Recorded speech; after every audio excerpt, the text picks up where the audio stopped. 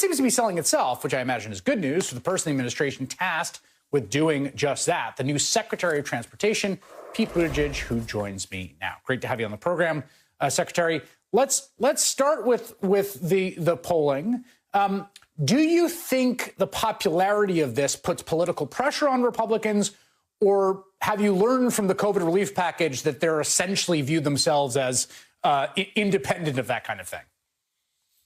Well, as we've learned, just because something has huge bipartisan support among the American people doesn't mean the same thing's going to happen here in Washington. But I do think these latest numbers about the popularity of these proposals are going to be helpful in getting this plan through, especially the fact that it's not just as a whole, as a package that Americans like it, but it's the individual pieces too. So, you sometimes hear opponents saying, well, you're relying on this popular thing to sneak that unpopular thing through. But the truth is, all around, these are good policies. And I think that's why they command such overwhelming support. Now, as you know, getting Washington to catch up to the American people isn't always automatic. But I do think it's going to be helpful in our continued outreach to Republicans, asking them to support this plan and, in good faith, asking what changes they would make that they think might make it better. Yeah, Senator Marsha Blackburn of Tennessee tweeted this out, that Biden's proposal is about anything but infrastructure, $400 billion towards elder care. I mean, I was obviously horrified to think you would be trying to hoodwink Americans into supporting elder care. Is that true? So guilty as charged. We are supporting elder care, caregiving economy, making it easier to age in place and have community-based care, because having that kind of care infrastructure in place is part of what makes it possible for Americans to thrive. Again, not sure why that's being singled out, given that it is something that the American people believe we ought to do. But if somebody wants to put us on the spot defending that, that's a job I'm happy to take up. So let's talk about the more sort of, so there's a bunch of different aspects to this, but you're the Secretary of Transportation that looks over the interstate highway system. There's a lot of concern, I think, and I've reported on this through the years, right, with particularly with climate activists, about the ways in which our infrastructure conceptions, the structure of the gasoline tax and highway construction and demands for that tends to lead to a lot more fossil fuel consumption, building more roads and producing more congestion. And that's been a trajectory we've been on for decades.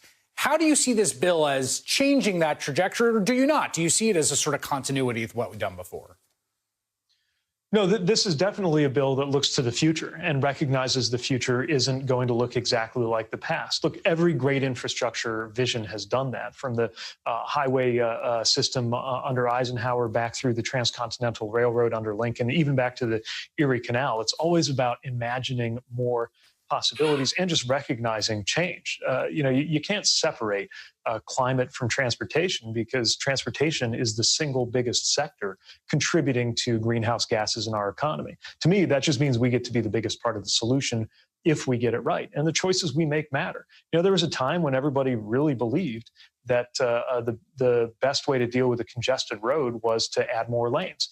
Sometimes that might be true, but it turns out sometimes you just get more cars and more congestion. So we got to create alternatives, make it easier to get around in a vehicle, but make it easier to get around without a vehicle. And that's a big part of what the American Jobs Plan does with the transit and other support.